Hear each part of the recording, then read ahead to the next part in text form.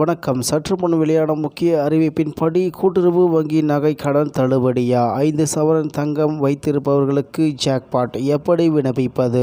செய்தியை முழுமையாக கேட்கறதுக்கு முன்னாடி நம்ம சேனலை சப்ஸ்கிரைப் பண்ணலாம். சப்ஸ்கிரைப் பண்ணிக்கோங்க. மறக்காம பெல் பட்டனை கிளிக் பண்ணிக்கோங்க. அப்பதான் நம்மளுடைய அப்டேட்டட் நியூஸ் உங்களுக்கு உடனுக்குடன் வந்து சேரும். தமிழகத்தில் உள்ள கூட்டுறவு வங்கிகளில் அடகு வைக்கப்பட்ட நகை கடன்கள் தொடர்பான தள்ளுபடி என்றாலே பொதுமக்களின் கவனத்தை ஈர்க்கக்கூடிய செய்தியாகும். அந்த வகையில் கூட்டுறவு வங்கியில் எவ்வளவு நகை கடன் தள்ளுபடி செய்யப்படுகிறது, எவ்வாறு விண்ணப்பிக்க வேண்டும் என்பதையும் பொதுமக்கள் அறிந்து கொள்வது கட்டாயமாகும். அதை பற்றி இங்கே சுருக்கமாக பார்ப்போம். அவசர தேவைகள், மருத்துவ செலவுகள், விவசாய பணிகள் அல்லது குடும்ப செலவுகளுக்காக பலரும் தங்களின் நகை கடன், அதாவது நகைகளை கூட்டுறவு வங்கியில் அடகு வைத்து கடன் பெறுகிறார்கள்.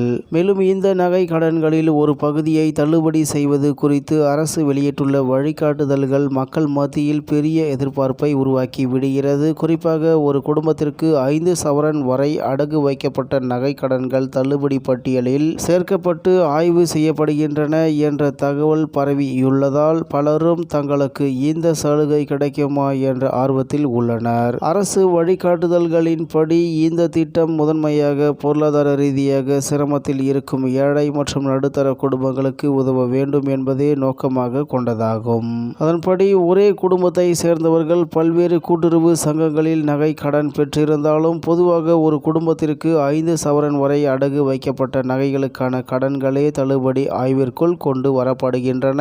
மேலும் கடன் பெற்ற நபர் அந்த கூட்டுறவு வங்கி அல்லது சங்கம் செயல்படும் பகுதிக்குள் வசிப்பவராக இருக்க வேண்டும் என்பதும் முக்கியமான நிபந்தனைகளில் ஒன்றாக கூறப்படுகிறது. குடும்ப அட்டை மற்றும் ஆதார் போன்ற ஆவணங்களின் அடிப்படையில் குடும்ப விவரங்கள் சரிபார்க்கப்பட்டு தகுதி உள்ளவர்களின் பட்டியல் தயாரிக்கப்படுகிறது. மேலும் இதற்கு எப்படி விண்ணப்பிப்பது? இந்த நகை கடன் தள்ளுபடி பெறுவதற்கு தனியாக புதிய விண்ணப்பம் செய்ய வேண்டுமா என்ற கேள்வி பலரிடமும் எழுகிறது. பொதுவாக பெரும்பாலான சந்தர்ப்பங்களில் புதிய விண்ணப்பங்களை சமர்ப்பிக்க வேண்டிய அவசியம் இல்லாமல் கூட்டுறவுத்துறை அதிகாரிகளே வங்கிகளில் உள்ள கடன் பதிவுகளை ஆய்வு செய்து தகுதியானவர்களை தேர்வு செய்யும் நடைமுறையே பின்பற்றப்படுகிறது. அதன்படி கடன் வாங்கியவரின் ஆதார் எண், குடும்ப அட்டை எண், நிலுவையில் உள்ள கடன் தொகை மற்றும் அடகு வைக்கப்பட்டுள்ள நகையின் அளவு போன்ற விவரங்கள் அதிகாரிகளால் சரிபார்க்கப்படுகின்றன. அதன் அடிப்படையில் தகுதியானவர்களின் பட்டியல் தயார் செய்யப்பட்டு அந்த விவரங்கள் சம்பந்தப்பட்ட கூட்டுறவு வங்கி கிளைகளுக்கு அனுப்பப்படுகின்றன.